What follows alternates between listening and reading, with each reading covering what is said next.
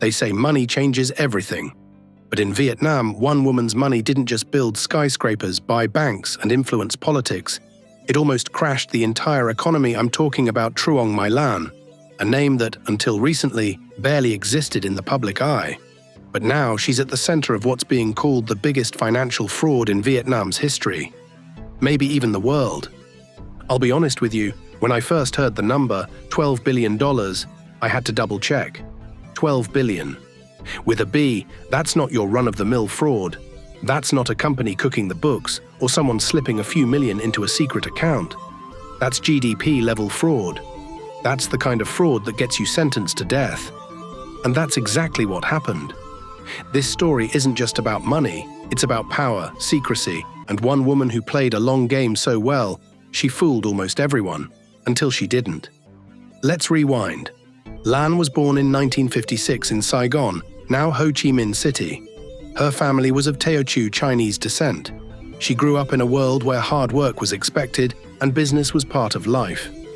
She started small, selling cosmetics with her mother at a local market. No one back then would have guessed that the quiet girl behind the stall would one day run one of the country's most powerful real estate empires. In 1992, after Vietnam's economy started opening up to private business, Lan founded Van Thinh Phat Group. The name started showing up on luxury developments all over Ho Chi Minh City.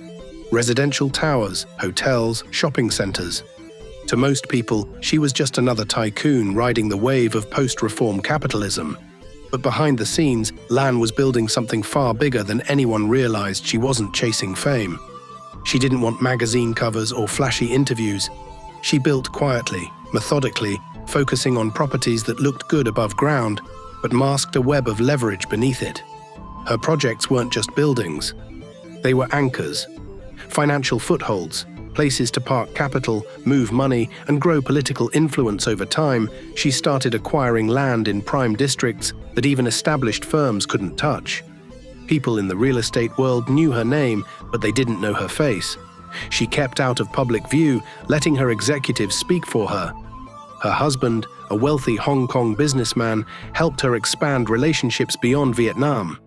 Through him, she began to network with offshore investors and Hong Kong-based partners. Some said she could get approvals faster than anyone else. Others whispered that she had ties to key figures inside the party. Her developments always seemed to move forward, no matter the red tape others faced.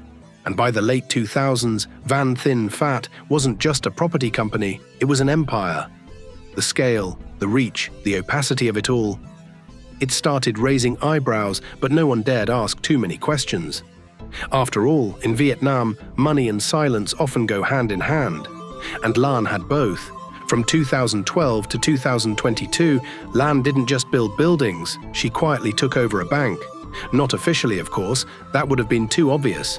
Instead, she used more than 24 middlemen to gain control of Saigon Commercial Bank, or SCB, Vietnam's fifth largest private lender.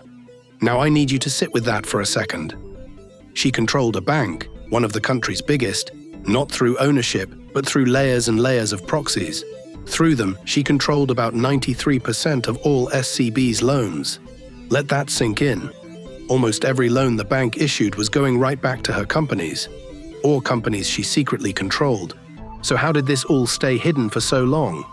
Well, Lan didn't just move money, she created fake loan applications. A lot of them. We're talking about 916 fake loans. These weren't small loans either. Through these fake documents, she extracted around $12.5 billion. And that's just what prosecutors could prove. Her niece, Truong Huey Van, was in on it too.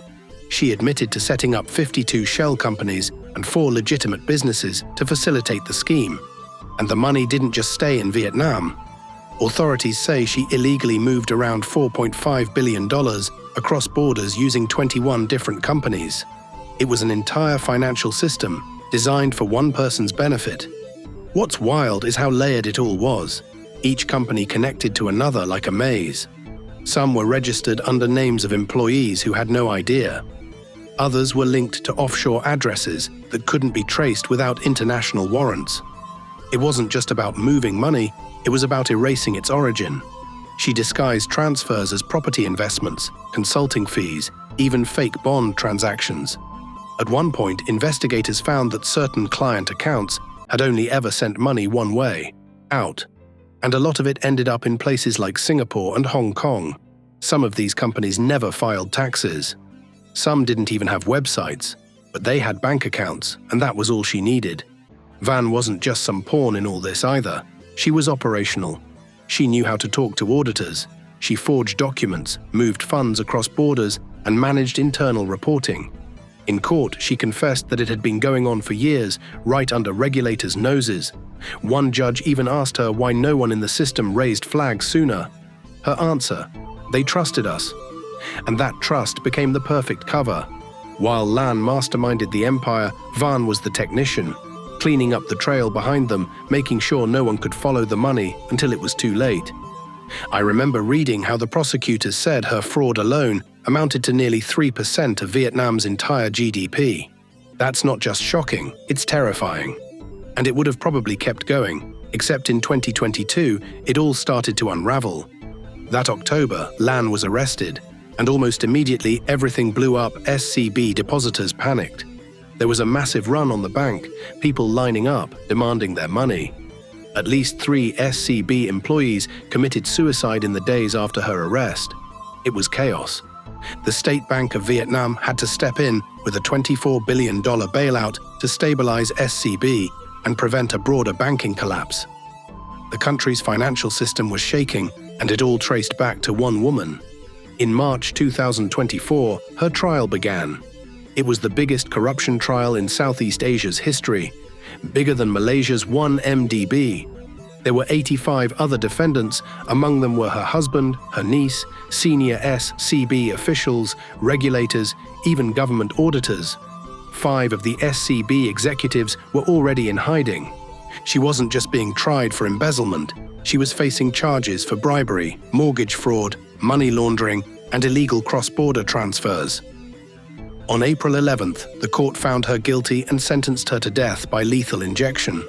I remember watching clips from the courtroom. She sat in a white shirt, stone-faced, surrounded by security officers. No emotion, just silence.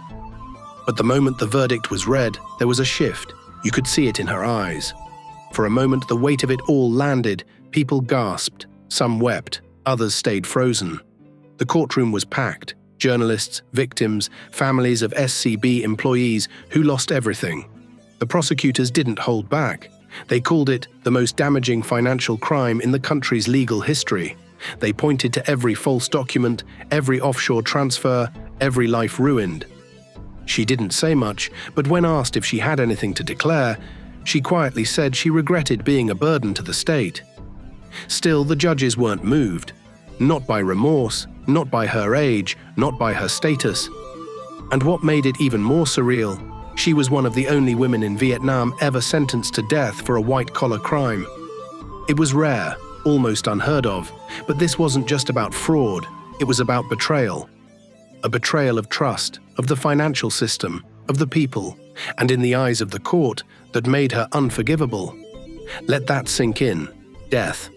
For a white-collar crime, in Vietnam that's rare, and she was one of the only women in the country's history to receive a death sentence for financial crimes. But here's where things get even more surreal. The law allowed her one way out. If she could repay 75% of the stolen amount, about $9 billion, her sentence could be commuted to life imprisonment. But there was a catch. Her assets had been frozen by the government. Over 1,000 properties, company shares, luxury buildings, all locked up.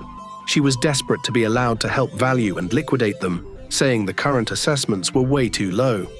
She even wrote to the government from prison in May 2025, asking to be part of the asset valuation process.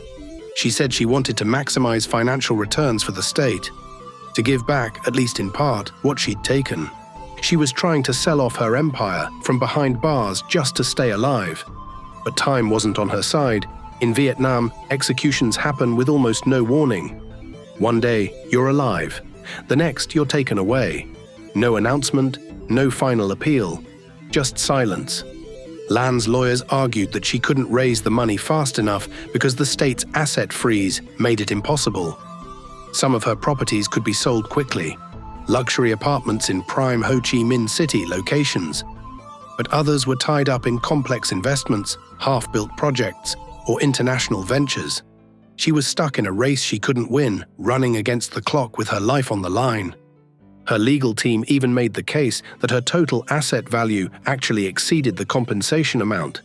They just needed more time, more cooperation, and less bureaucracy. But few believed the judges would show leniency. Not in a case this big, not with this much public attention. Remember, Lan wasn't just any businesswoman. She had become the face of Vietnam's massive anti-corruption drive. The Blazing Furnace campaign, led by Communist Party Secretary General Nguyen Phu Trong. The government had vowed to burn out corruption at all levels. And now they had their symbol. Still, she didn't give up. She applied for cassation, she appealed. And then something unexpected happened. On June 25, 2025, Vietnam changed the law. The death penalty was abolished for embezzlement, along with several other non-violent crimes. Going forward, it would only apply to offenses like murder, terrorism, and treason. And here's the key part. Anyone who had been sentenced to death for those now exempt crimes but hadn't yet been executed would have their sentence commuted to life imprisonment. Just like that, Lan's death sentence was off the table. She went from a woman on the edge of execution to a lifer, still imprisoned, still disgraced, but alive. And I can't lie to you, it felt like the ending of a thriller movie. But it's real. It happened. You might be wondering, what happens to her now? Well, she's still in prison, still working with the state to recover the stolen money. In April 2025, one of her life sentences related to fraud was actually reduced to 20 years on appeal. But since she already had a death sentence at the time, which only got overturned because of the legal change, she's still expected to serve life. Her niece got 17 years, her husband got 9, and all of them are now part of the biggest white-collar takedown in the country's history. It's still shocking to me that someone could run such a massive scheme right under the nose of regulators, the public, even other banks. But when you look closely, it all starts to make sense. She didn't just steal money. She built a parallel financial empire. She blurred the lines between public and private, between legal and illegal, until they didn't exist anymore. Even now, the full scope of the damage is hard to measure. The economy shook, public trust eroded, and the shadow of the blazing furnace looms over every executive and official in Vietnam. But what stays with me most is this. Lan wasn't loud, she wasn't flashy, she didn't throw wild parties or show off her wealth on Instagram. She played the long game. She stayed in the background, and she was surgical in how she built her empire. I guess that's what made her so dangerous. In the end, Lan's story isn't just a warning about greed or power. It's about how fragile our systems really are. How a few fake documents, a few fake companies, and a whole lot of silence can shake an entire country. And for a while, she got away with it. But not forever. Before you go, if this story caught your attention, and trust me, I barely scratched the surface, do me a favor. Like this video, drop a comment with your thoughts, and make sure you subscribe for more real-world stories that sound like fiction. I've got more coming, and you won't want to miss them. Thanks for sticking with me through this wild ride. Until next time.